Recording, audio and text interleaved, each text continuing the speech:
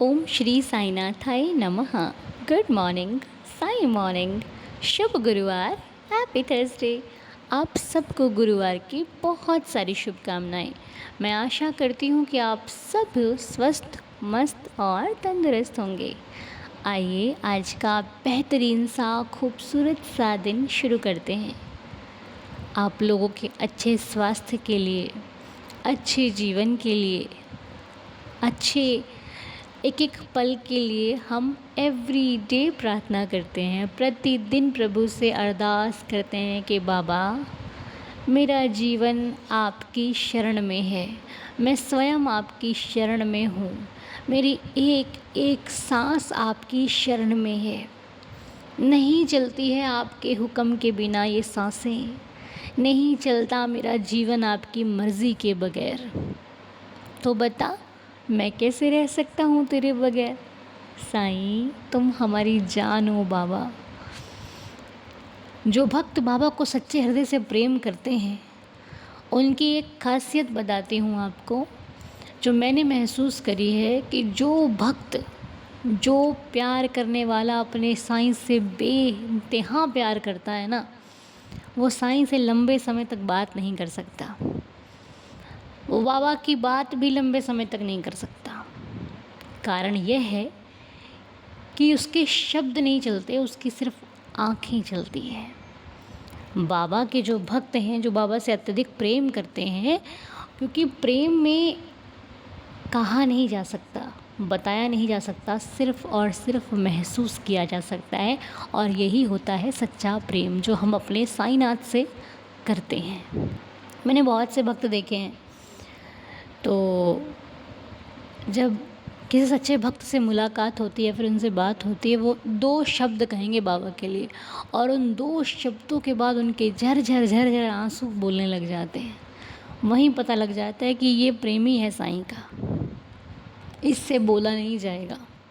जिस प्रकार समाधि मंदिर में प्रवेश करते वो एक झलक मिल जाती है ना, इतनी दूर खड़े होते हैं हम, इतनी दूर, और वो एक झलक दीवाना कर देती है हमको।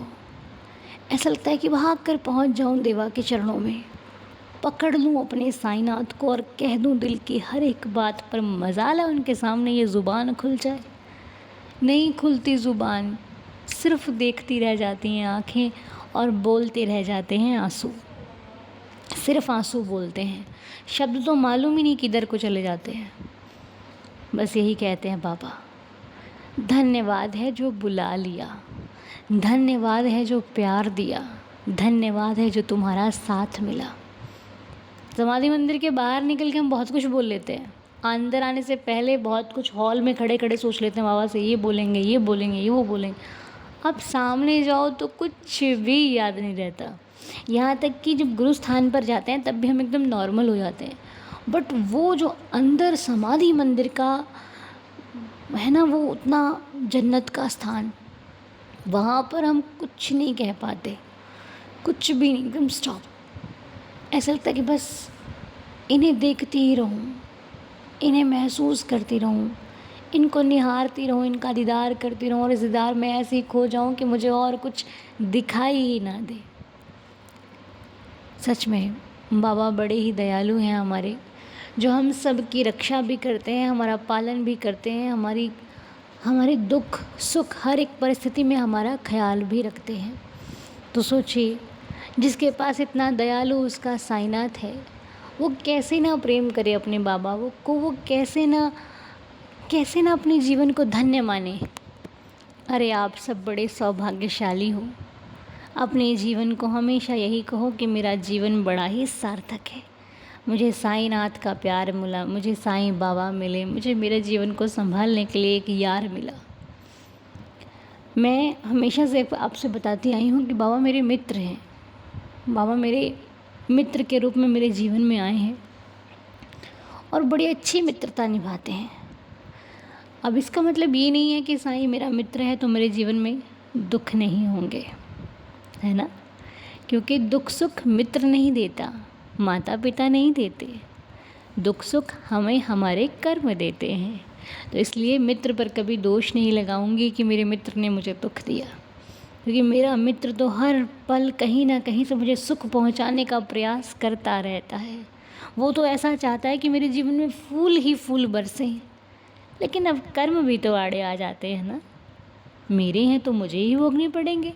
इसीलिए मैंने आज तक कभी अपने बाबा को दोष नहीं दिया, कभी भी ये नहीं कहा कि साईं तेरी वजह से ऐसा हुआ, कभी नहीं कहा मैंने, क्योंकि मुझे लगता ही नहीं है कि मेरा साईं मेरे साथ कभी गलत कर सकता है। मैंने हमेशा ये कहा कि बाबा तू था तो मैं बच गई, तू था तो मैं संभल गई, तू था तो मैं आज खुश हूँ, तू था तो मैं आज अच्छी हूँ, मैं मुस्कुरा सकती हूँ। और ये मेरा सबसे पहला ख़्याल है और मेरा एहसास है कि बाबा है तो आज मैं बहुत खुश हूँ। जैसे भी हाल में हूँ वो मेरी नैया को संभाल रहा है। मैं जिस नैया में बैठी हूँ उसे साईं ही चला रहे हैं।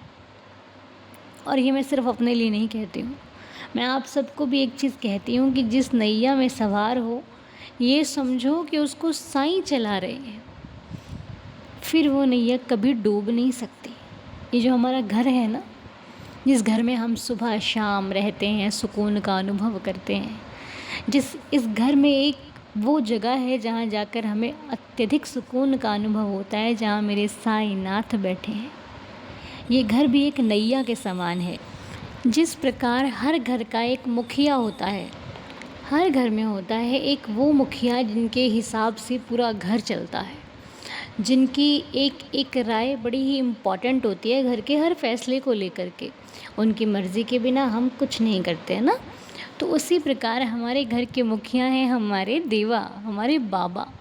और बहुत सारे भक्तों ने अपने बाबा को अपने घर का मुखिया कहा भी है और मानते भी हैं। आप मुझे ले लो या फिर इस परिवार के बहुत सारे ऐसे भक्त हैं जो मुझे बताते भी हैं कि अनु हमारे घर में अगर कोई सामान आता है ना तो बिना बाबा की परमिशन के नहीं आता। हम कहीं सामान लेने जाते हैं तो हम अपने बाबा से बोल कर जाते हैं कि देवा हम ये चीज़ लेने चल रहे हैं, आप भी हमारे साथ चलिए और जिस भी प्रकार आपको ठीक लगे आप उसी प्रकार उस सामान को इस घर में लाइएगा। जो कुछ हो आपकी मर्ज़ी से हो, तभी हमारे लिए वो उत्तरदायी और अति लाभदायक होगा। ऐसा कहकर वो घर से निकलते हैं और जहाँ वो जिस चीज़ के लिए जा रहे होते हैं वो इतने अच्छे उनको मतलब एक तो बड़ी सुंदर मिलती है और बड़ी अच्छे हिसाब से मिल जाती है उनको। तो वो कहते हैं कि ये सब हमारे बाबा की कृपा से है। और फिर जब वो उस चीज़ को घर लेकर आते हैं तो बाकायदा अपने साईंनाथ के समक्ष रखते हैं और उनसे कहते हैं कि बाबा हम ये लेकर आए हैं, ये आपकी मर्ज़ी से आपके कृपा से हमने प्राप्त किया है, अब आप ही इसको देख रेख कीजिए और इसको अच्छे से चलाइए। एक आंटी जी थे हमारे, वो मुझे बोलते थे कि कहते बेटा मैं राशन लाती हूँ ना घर का, बाबा के समक्ष रख देती हूँ कि प्रभु इतना आया है, अब आपको ही घर संभालना है, हमारा घर आपने चलाना है, हम नहीं जानते कैसे चलेगा, हम तो सिर्फ आपके भरोसे चलने वाले हैं, जो भी हमारी रोटी पानी है वो सब आपके हिसाब से चलना चाहिए। और वो कहती हैं कि जब मैं ऐसा कहकर अपने हर पात्र में बाबा की उदी डालकर उसे रखती हूँ तो आप मानोगे वो जितने दिन चलना होता है उससे 10 दिन एक्स्ट्रा चलता है। सच बता रही हूँ मैं आपको ये बात, जितना चलना होता है ना 10 दिन एक्स्ट्रा चलता है वो। ये कृपा नहीं है तो क्या है, यह है बाबा का उपकार नहीं है, बाबा की कृपा नहीं है, बाबा का आशीर्वाद नहीं है, तो ये क्या है।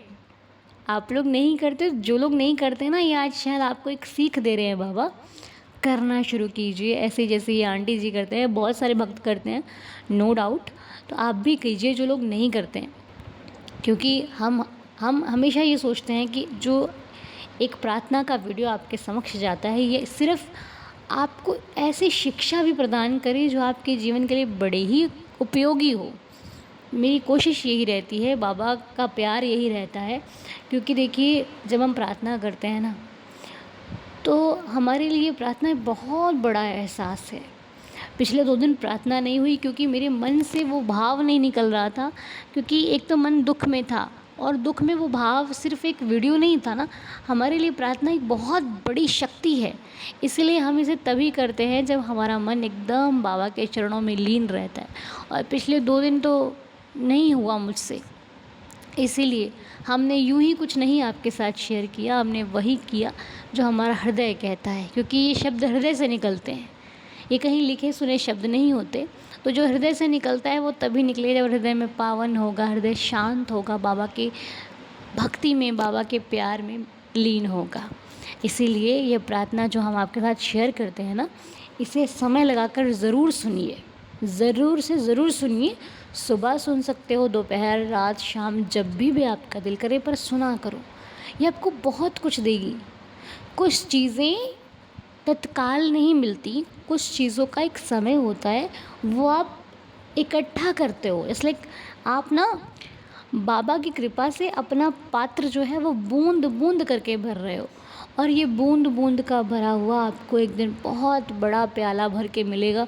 ये मेरा विश्वास कहता है ऐसा। इसलिए ज़रूर सुनिए, क्योंकि ऐसा नहीं है कि आज हमें प्रार्थना की आवश्यकता नहीं है तो हम उसे न सुने। आवश्यकता रोज़ होनी चाहिए प्रार्थना की। इसलिए मैं तो आपसे यही कहूँगी, एवरीडे सुनिए, समय निकालिए। समय निकालना पड़ता है, समय होता नहीं है किसी के पास, ठीक है। बाकी मेरी तो एक कोशिश है आपको कहने की, आपसे बात करने की। आपकी राय है, आपका फ़ैसला है, आपका जीवन है, जिस प्रकार भी आप चलाना चाहें अच्छे से चलाइए। बस मेरी यही सब के लिए प्रार्थना है, जो सुनते हैं, जो नहीं भी सुनते, बस भगवान आप सबको खुश रखे, आप सबको स्वस्थ रखे, आपके जीवन में आए दिन खुशियों का आगमन होता रहे। मेरी यही श्री साईं चरणों में प्रार्थना है। बाबा आप सबकी ज़िंदगी में आए दिन खुशियों का आगमन करें, आए दिन बाबा की कृपा सदैव आप सभी पर बरसती रहे।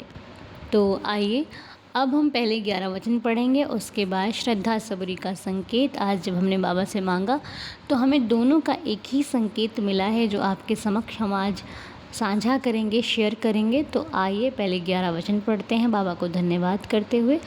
आज हम 11 वचनों के साथ, उसके बाद हम एक संकेत जो बाबा ने हमें दिया है वो हम लेकर अपने जीवन में आगे बढ़ेंगे। सबसे पहले श्री साईं बाबा के 11 वचन। ओम साईं राम, जय साईं राम। जो शिरडी में आएगा आपद दूर भगाएगा, चढ़े समाधि की सीढ़ी पर, पैर तले दुख की पीढ़ी पर, त्याग शरीर चला जाऊंगा, भक्त ही तू दौड़ा आऊँगा। मन में रखना दृढ़ विश्वास, करे समाधि पूरी आस, मुझे सदा जीवित ही जानो, अनुभव करो सत्य पहचानो। मेरी शरणा खाली जाए, हो तो कोई मुझे बताए, जैसा भाव रहा जिस जन का, वैसा रूप हुआ मेरे मन का। भार तुम्हारा मुझ पर होगा, वचन न मेरा झूठा होगा। आ सहायता लो भरपूर, जो मांगा वह नहीं है दूर। मुझ में लीन वचन मन काया, उसका ऋण ना कभी चुकाया। धन्य धन्य वह भक्त अनन्य, मेरी शरण तज जिसे न अन्य। अनंत कोटि ब्रह्मांड नायक, राजाधिराज योगिराज परब्रह्म, श्री सच्चिदानंद सद्गुरु साईनाथ महाराज की जय।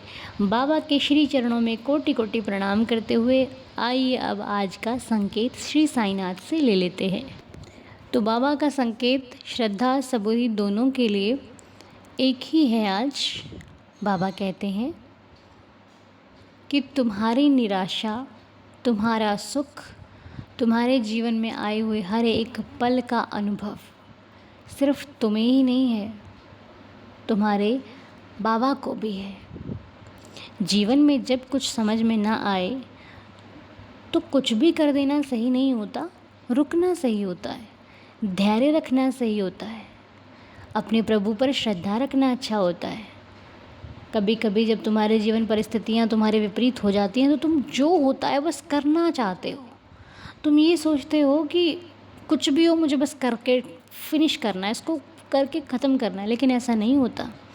कभी कभी कुछ चीज़ों के लिए हमें ठहरना पड़ता है, रुकना पड़ता है। अगर हम नहीं रुके तो हम कहीं ना कहीं कुछ गलत कर सकते हैं। इसीलिए हर बार करने से पहले हमें सोचना चाहिए, विचार करना चाहिए, और उसके बाद उस कार्य का परिणाम देखकर हमें उस पर आगे बढ़ना चाहिए। और अपने जीवन में नेकी के कार्य सदैव करते रहो। नेकी सिर्फ धन से नहीं होती, तन से भी होती है और मन से भी होती है। इसलिए नेकी करते समय ये कभी मत सोचना कि मैं कर रहा हूँ तो मुझे भी मिलेगी।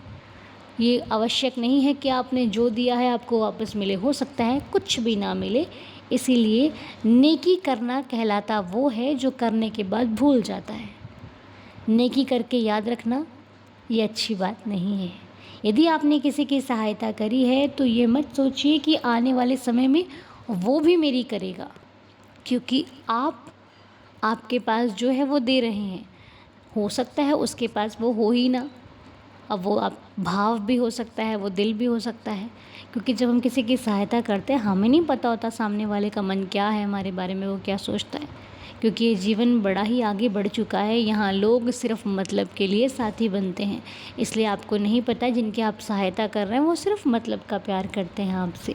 और जब आप ऐसे लोगों से उम्मीद रखोगे तो आपकी उम्मीद टूटेगी और आपको भविष्य में दुख का सामना करना पड़ सकता है, क्योंकि किसी से की गई उम्मीद हमेशा सुख नहीं देती। बाबा का स्पष्ट आपको समझाना यही है कि उम्मीद मत रखिए लोगों से, क्योंकि उम्मीद टूटेगी फिर तुम दुखी होगे और फिर तुम परेशान हो जाओगे कुछ दिनों के लिए कि उसने मेरे साथ ऐसा क्यों किया। लेकिन करने वाला कभी नहीं सोचता कि मैं इस व्यक्ति के साथ ऐसा न करूं, क्योंकि उसको आपके भाव, आपकी भावनाओं की कोई कद्र नहीं होती। ठीक है, ध्यान रखिए, समय बहुत आगे बढ़ चुका है। यहाँ पर सच्चाई के साथ चलोगे तो हो सकता है साथी थोड़े से कम बनेंगे, लेकिन जीवन अकेला होगा पर गलत नहीं होगा। आप गलत दिशा में नहीं जाओगे। अब चयन करना आपको है कि थोड़े पल के सुख चाहिए या फिर ज़िंदगी भर का सुख चाहिए, है ना। हम छल करेंगे तो 2-4 लोग हमारे साथी बन जाएंगे, लेकिन अगर हम सत्य की राह पर चलेंगे तो ईश्वर हमारा साथी होगा। ईश्वर का साथ देने वाले हमेशा सुख में रहते हैं, संतुष्टि में रहते हैं, उनके जीवन में सुकून भरपूर होता है। ठीक है, उम्मीद है कि आपको यह आज का संकेत बड़ा ही अच्छे से समझ में आया होगा और आप इसे अपने जीवन में धारण करेंगे, फॉलो करेंगे और बाबा का धन्यवाद करते रहेंगे। हमेशा शुक्राना कीजिए, उठते बैठते सोते जागते, क्योंकि आपको नहीं मालूम उसने आपको कौन सी विपदा से बचा लिया है। आपको नहीं मालूम अभी क्या होने वाला था नेक्स्ट पल में, और वो भगवान ने आपको बचा लिया। आपने देखा कभी कभी कुछ भक्त ऐसे बताते हैं कि हमारी जो घर में बाबा की मूर्ति को ऐसा हो गया, बाबा की मूर्ति, वो कष्ट ले लेते हैं प्रभु आपके अपने ऊपर। वो नहीं चाहते कि आप किसी कष्ट में आओ, इसलिए वो आपके जो कष्ट ऊपर आने वाले हैं वो अपने ऊपर लेकर उनको ख़त्म कर देते हैं। इसीलिए शुक्राना करते रहिए, धन्यवाद करते रहिए। मालूम नहीं है छोटी सी चोट देकर उसने कितना बड़ा हादसा टाल दिया है। ठीक है, अपने मालिक पर शंका कभी नहीं करना, सिर्फ और सिर्फ करना तो विश्वास, प्यार, प्रेम और बस कुछ नहीं। ठीक है जी। और अगर मुझसे आपको बताने में, बोलने में, समझाने में कोई भूल हो गई हो तो बच्चा समझकर क्षमा कर देना। और मुझे भी ढेर सारा प्यार देते रहना, हिम्मत देते रहना, साहस देते रहना। आपके कमेंट्स नहीं, मेरे लिए बहुत बड़ी ताकत होते हैं। और जिनके जन्मदिन आज नहीं आ पाए हैं आप चिंता मत करना, आज गुरुवार था, कल ज़रूर आएंगे। ओके, बहुत सारा प्यार आप सभी को। बड़ों को मेरा कोटि कोटि प्रणाम है, छोटों को ढेर सारा प्यार और आशीर्वाद है। बाबा आप सभी को स्वस्थ मस्त तंदुरुस्त रखें, मेरे दिल से ये दुआ है। और आप मेरा परिवार हैं, याद रखिए, आप इस परिवार के सदस्य हैं।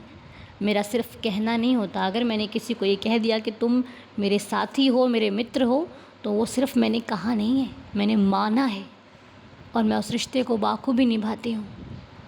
इसलिए मैंने आपको जो ये कहती हूँ ना, ये सिर्फ कहती नहीं हूँ, मैं निभाने के लिए कहती हूँ। याद रखिए, आप हमारा परिवार है। ओके, हमेशा खुश रहिए। साईनाथ आप सबको हमेशा खुश रखें। आपका आज का दिन आपका शुभ और मंगलमय हो। मिलेंगे आपसे बहुत जल्द आज दोपहर को। तब तक के लिए ओम साई राम, जय जय साई राम। हैप्पी थर्सडे, शुभ गुरुवार।